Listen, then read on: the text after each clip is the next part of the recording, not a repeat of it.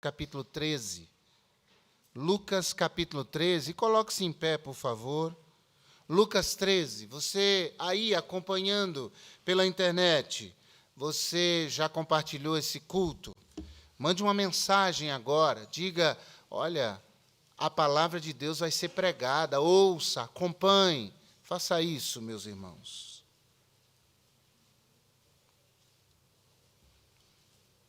Aprendendo com o jardineiro eterno, Lucas capítulo 13. Vamos ler versos de 6 a 9. A palavra de Deus assim nos diz. E dizia esta parábola: um certo homem tinha uma figueira plantada na sua vinha, e foi procurar nela fruto, e não o achando, e disse ao vinheteiro: eis que há 3 anos tenho procurado fruto nesta figueira e não o acho. Corta-a, porque ocupa ainda esta terra inutilmente? E respondendo ele, disse-lhe: Senhor, deixa este ano, até que eu a escave em redor e a esterque. E se der fruto, ficará, e se não, depois a mandarás cortar. Obrigado pela palavra, Senhor, tão abençoada para o teu povo, e que ela frutifique em nossos corações, eu oro, em nome de Jesus. Amém. Podem sentar. Essa parábola não fala necessariamente de um jardineiro. Ele era um agricultor, um viticultor, alguém que cuidava de vinhas, mas que também cuidava de figueiras. Era comum, nos dias de Jesus, que se plantassem figueiras no parreiral, figueiras entre as vinhas, para que essas figueiras recebessem um cuidado especial. Era uma técnica que se usava em muitos lugares da Palestina nos dias de Jesus. Você sabe que a figueira é uma árvore muito comum, descrita nas Escrituras, e ela é, majoritariamente, nos textos bíblicos referentes a ela, um símbolo da nação de Israel. Na maioria das vezes, você lerá figueira como um símbolo que aponta para a nação de Israel. E é muito interessante porque a figueira, ela dava um fruto muito apreciado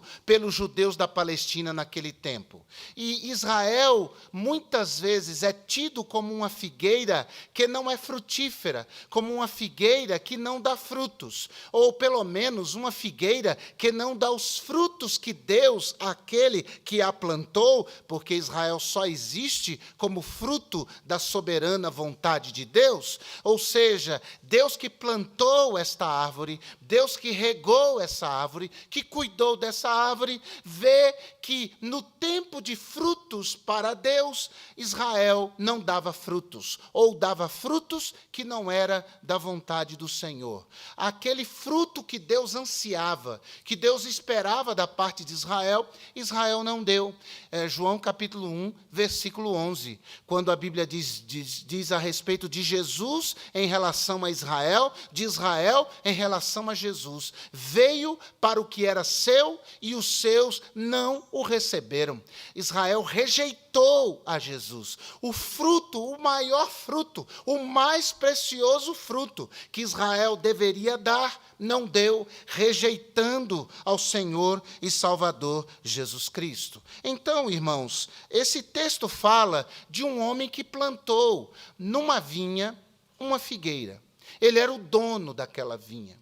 Ele era o responsável por aquela vinha. E por 3 anos aquela vinha não deu fruto. Deixe-me dizer uma coisa. A lei de Moisés dizia que uma árvore devia passar 4 anos sem que o dono desta árvore usufruísse dos seus frutos. Os primeiros 3 anos de vida desta árvore, se ela desse fruto, esses frutos deveriam ser descartados. O 4º ano, todo fruto que essa árvore desse era para o Senhor, era dedicado para Deus.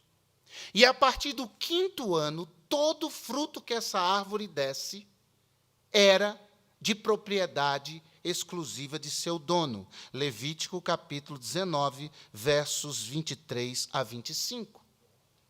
Portanto, por 3 anos, o dono desta figueira imaginou, esperou, ansiou por frutos.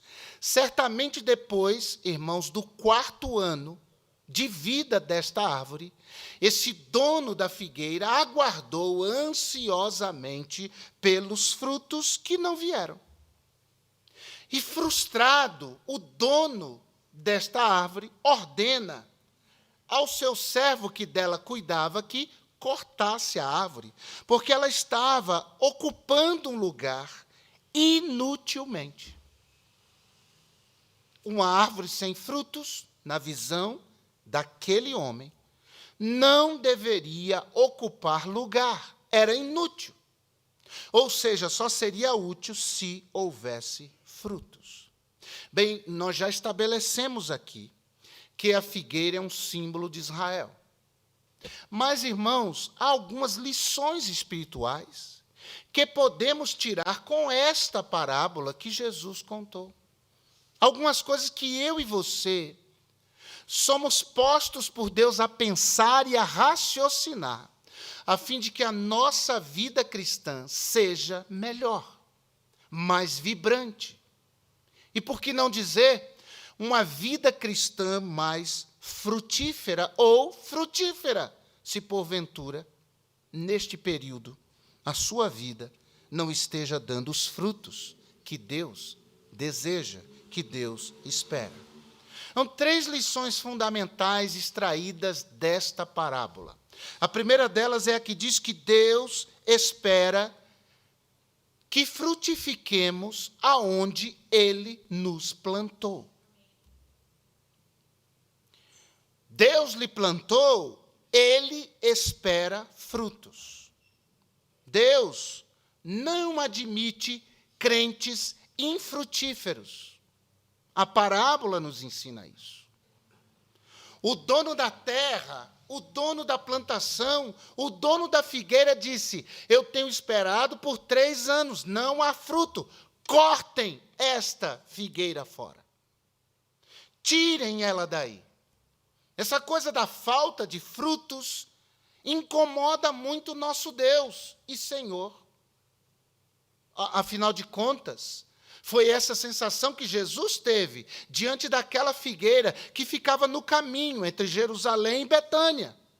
Ao ver que ela era viçosa, bonita à vista, de longe uma figueira muito linda, cheia de folhas e, portanto, que deveria ter frutos, não tinha. E Jesus a amaldiçoou, e aquela árvore secou até as suas raízes. Marcos capítulo 11, versículo 14, a maldição de Jesus sobre aquela figueira. Nunca mais coma ninguém fruto de ti.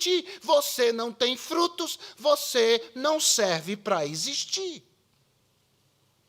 João, o Batista, desafiava às margens do Jordão as multidões a produzirem frutos, e frutos dignos de arrependimento. Mateus capítulo 3, versículo 8. Então, em suma, é isso. Deus espera que o crente frutifique aonde Deus o plantou. Se você está perto de Deus, você vai frutificar. É o Salmo 1, verso 3. Diz que o justo será como árvore plantada junto a ribeiros de águas, a qual dá o seu fruto na estação própria, cujas folhas não caem, e tudo quanto fizer prosperará. E o salmista continua dizendo: não são assim os ímpios, mas os justos são como árvores plantadas juntos às correntes das águas. Irmãos, o crente está plantado junto às correntes de água viva, às fontes de água viva. Nós procuramos ter raízes profundas, profundíssimas, para que a nossa vida cristã seja estável, não sujeita a instabilidades. Mas essas raízes profundas também, elas buscam ter água, e o máximo de água possível, para que as suas folhas sejam sempre frondosas, sejam sempre viçosas, e no tempo certo, essa árvore dê muitos frutos para Deus. Jesus disse isso. Que todo que está ligado nele dá fruto, e num outro momento ele diz, Deus a limpa para que dê mais fruto. Veja que a expectativa de Deus é sempre essa: eu te salvei, eu te transformei, eu te redimi, eu te dei o meu espírito, agora eu espero você dar frutos. E Deus tem fome dos frutos que Ele deseja comer da nossa vida espiritual. Nós não podemos ser como Israel. Jeremias capítulo 2, versículo 13, Deus diz o seguinte: porque o meu povo fez duas maldades. A mim me deixaram o manancial de águas vivas e cavaram cisternas rotas, rasas, que não retêm água. Um crente longe de Deus, isso acontece. Crentes que se afastam de Deus e tornam-se apenas árvores, que têm profissão de árvores frutíferas, mas na verdade não são, como aquela igreja do Apocalipse, e que o próprio Jesus diz, tem nomes de que vives, mas estás morto. É uma igreja, tem aparência de igreja, tem jeito de igreja, tem hino de igreja, tem pregação de igreja, mas vocês estão mortos. Tens nome de que vives. É uma árvore que faz profissão, quando alguém olha, é um crente, então deve ter frutos, e não tem. Um dia, irmãos, nós vamos comparecer diante de Deus, todos nós, não é diante do pastor Ebenezer, não. Pastor Ebenezer sabe nada. Pastor Ebenezer pode nada. Pastor Ebenezer morreu por alguém. Pastor Ebenezer derramou o sangue dele por alguém. De jeito nenhum. Mas Jesus fez isso por nós. E um dia nós vamos comparecer ante o tribunal de Cristo. A Bíblia assim o diz. Segundo aos Coríntios 5:10. Um dia cada um de nós dará conta de si mesmo a Deus. Romanos 14:12. E que nós tenhamos para apresentar ao nosso Senhor muito fruto. E que dia após dia, ano após ano, nós possamos ter raízes mais profundas e sugar mais água do nosso Senhor, que é a água da vida, para que nós sejamos ainda mais frutíferos. Colossenses capítulo 2, versos 6 e 7 diz, como, pois, recebestes o Senhor Jesus, assim também andai nele, arraigados. Essa palavra quer dizer com raízes cada vez mais profundas, mais enraizados. Arraigados e sobreedificados nele, e confirmados na fé, assim como fostes ensinados, nela abundando com ação de graças. Deus espera que nós frutifiquemos aonde ele nos plantou. Segundo, Deus renova a oportunidade de frutificarmos aonde ele nos plantou.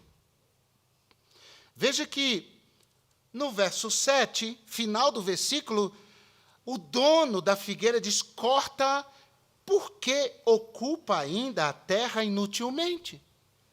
E o verso 8, e respondendo ele, disse-lhe, Senhor, esse é o servo, Senhor, deixa a este ano, até que eu a escave em redor e a esterque, ou esterque. Deixa, Senhor, ela viva por um ano. Deixa mais um ano, Senhor. Eu vou cavar ao redor dela. A ideia é, eu vou procurar saber se há alguma enfermidade, alguma doença. Eu vou jogar esterco nela. Quem sabe ela reage. Lá em Buritirama, tem uma senhora, a irmã Lita. que o nome dela é Floripes. Ela é esposa do irmão Francisco, que alguns irmãos conheceram lá. Maurício e Fátima ficaram na casa deles. A irmã Floripes tem esse nome, irmãos, é igual na Bíblia. O nome tem a ver com o que a pessoa faz. A irmã Floripes ama flores. A casa dela é cheia, um quintal grande.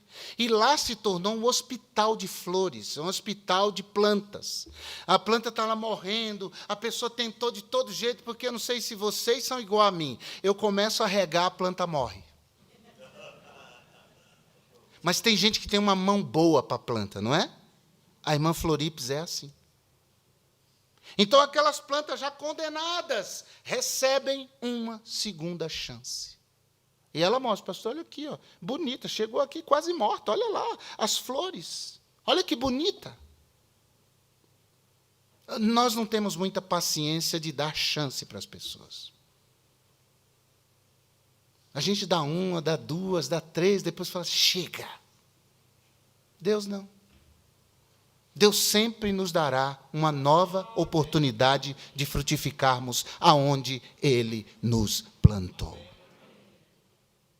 O servo pede, e esse homem, ele autoriza que o servo cuide daquela árvore por mais um ano, a fim de poder ver se ela vai dar frutos. Jesus é assim. Ele deu uma nova oportunidade a Pedro. Tu me amas, tu me amas, tu me amas. Ah, aquela mulher adúltera, onde estão os teus acusadores? Foram todos embora, Senhor. Então vá e não peques mais. Jesus deu uma outra oportunidade para aquela mulher, aquele ladrão crucificado à sua direita. Lembra-te de mim quando entrares no teu reino. E Jesus deu uma oportunidade para aquele homem. Hoje mesmo estarás comigo no paraíso. O cuidador da vinha, que cuidava da figueira, pediu uma nova chance. Deixa eu cuidar dela por mais um ano. Irmãos, nesse início de ano, eu interpreto assim, como Deus nos dando uma nova oportunidade. Nós fazemos diferente. Aqueles casos crônicos de pecado, casos crônicos de teimosia, casos crônicos de cabeça durice. Essa coisa de insistir no mesmo estilo de vida, da mesma forma. Deus está dizendo para nós, eu te dou uma nova chance de fazer diferente, de ser diferente, de caminhar diferente. Deus visitou Elias na caverna, se lamuriando, reclamando, temendo a morte, descrente de tudo, só eu fiquei. E em 1 Reis 19:11, Deus diz para Elias, sai para fora e põe-te neste monte perante o Senhor. E eis que passava o Senhor, como também um grande e forte vento, e fendia os montes e quebrava as penhas diante do Senhor. Porém o Senhor não estava no vento. Depois do vento um terremoto. Também o Senhor não estava no terremoto.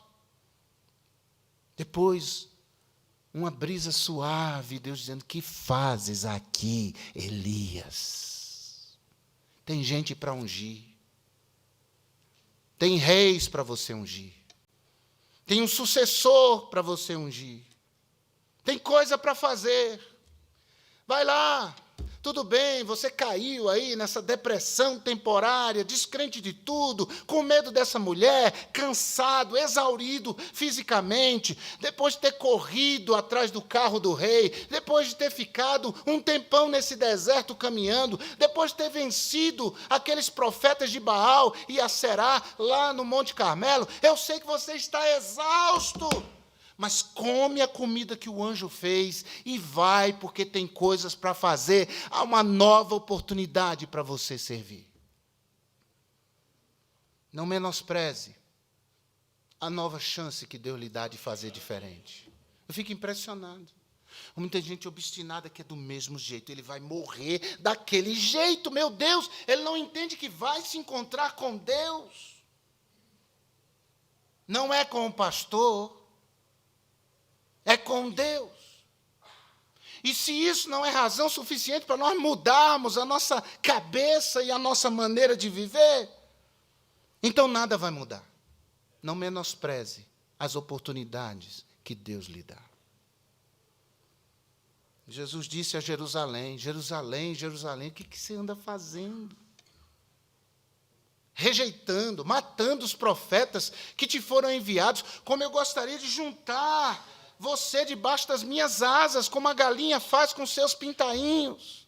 Mas vocês não quiseram. Ele diz: eis que a vossa casa ficará deserta, porque eu vos digo que desde agora não me vereis mais, até que digais: bendito que vem em nome do Senhor. Me lembrei do texto de Provérbios, que diz que aquele que é frequentemente advertido, exortado, chamado a atenção,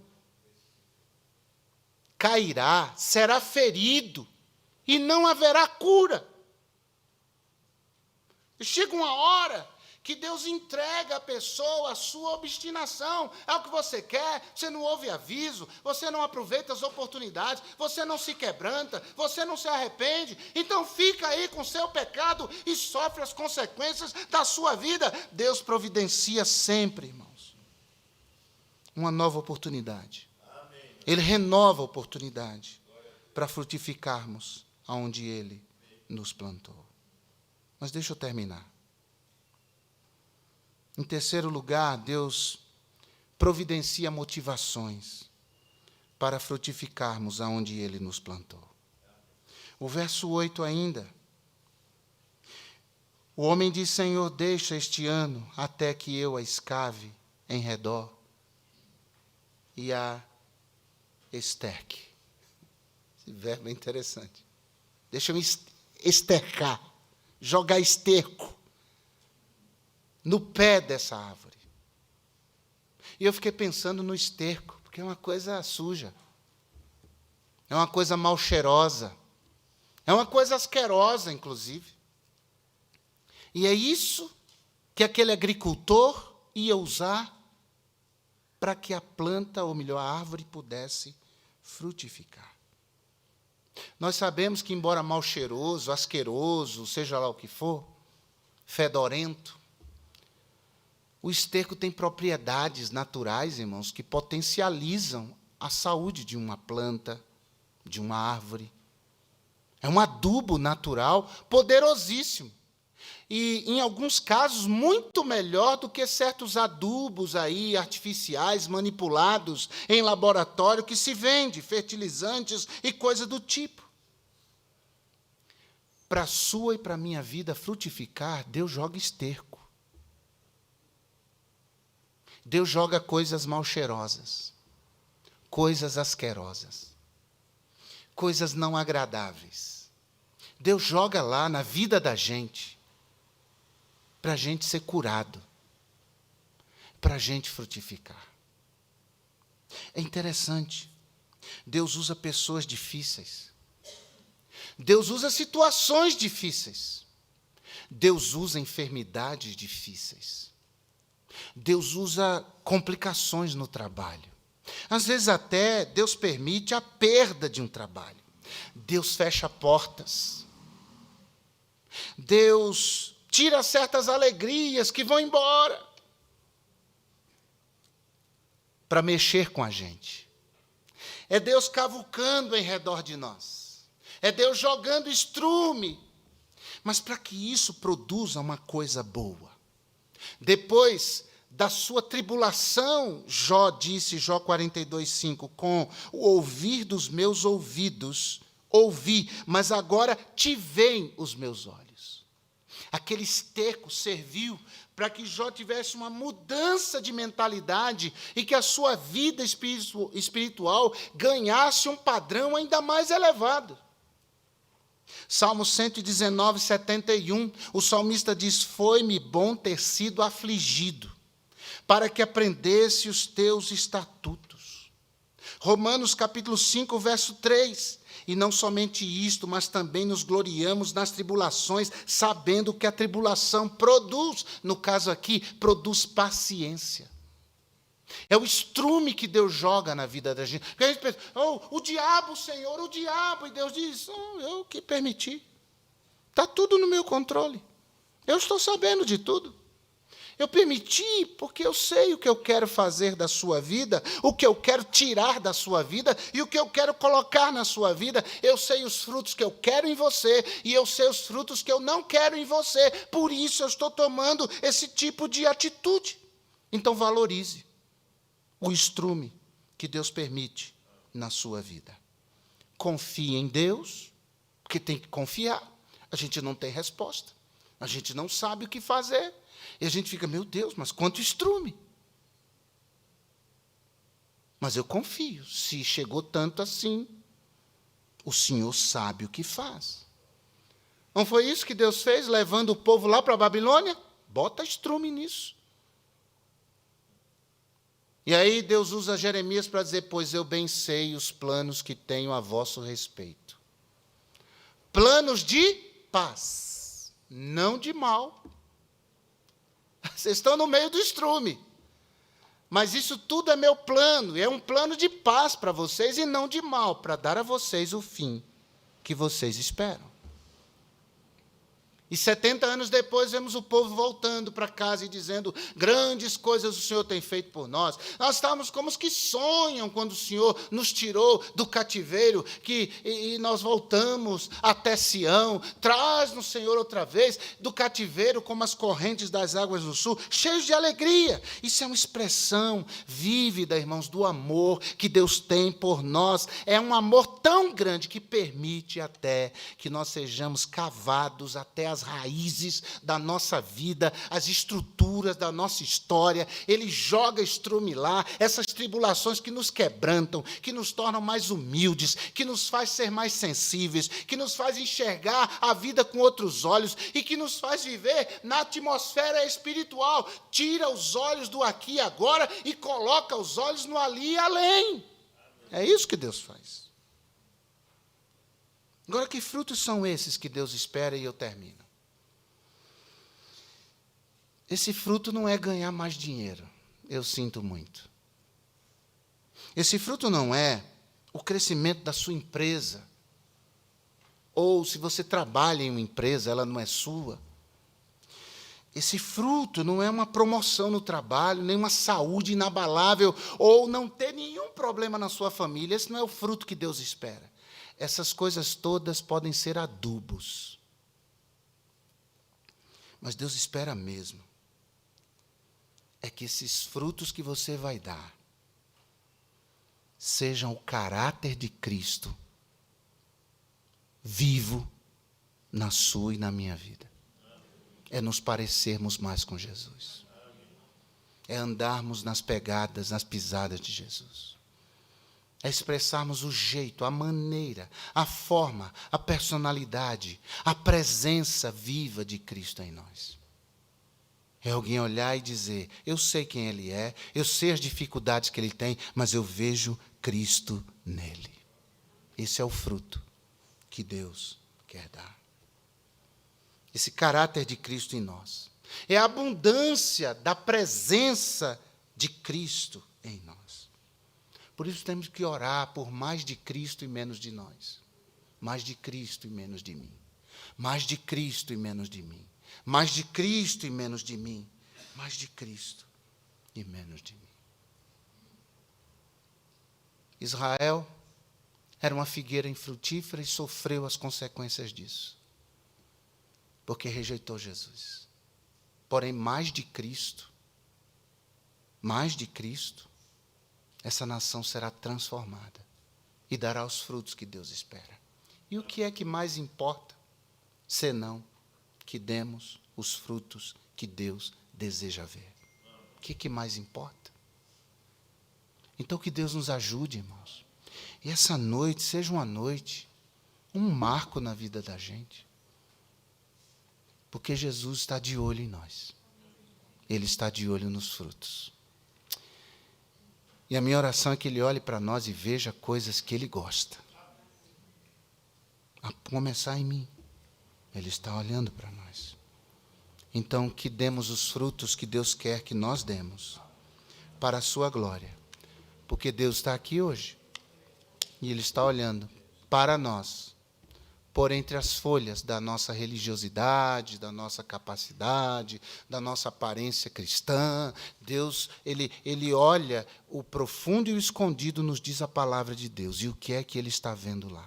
Que Ele veja os frutos que Ele deseja ver, os frutos dos quais Ele deseja comer, provar e se alegrar conosco. E se alegrar com cada um de nós. Louvado seja Deus por esse agricultor eterno que trabalha a nossa vida. Eu queria orar com você agora.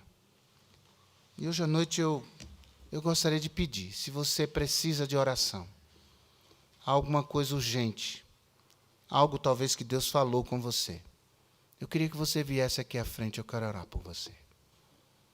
Eu quero orar por você. Se foi a palavra que lhe tocou, se é a decisão que você está tomando, se é algo urgente que você precisa fazer, eu gostaria que você viesse à frente. Nós vamos orar e eu vou encerrar. Nós não vamos nem cantar, mas eu gostaria de ter esse tempo de oração com você. Pode vir. Pode vir. Deus tem os frutos que Ele quer ver. Não é o fruto que você quer dar. É o fruto que Ele quer receber. E se Deus falou com você e você precisa de oração, ou é alguma área da sua vida, vem à frente. Nosso Deus e Pai, nossa gratidão pela palavra do Senhor que nos exorta, que nos chama a atenção. Nesse tempo, meu Deus, de um cristianismo tão frouxo, de um cristianismo tão superficial, de uma vida cristã tão dissociada, divorciada dos preceitos da Tua palavra, nesse tempo de um cristianismo sem Deus, sem cruz, sem coroa de espinhos, sem santificação, sem compromisso, nós agradecemos porque o Senhor continua falando conosco. E, ó Deus, eu peço pelos meus irmãos aqui, eles foram movidos pelo Senhor.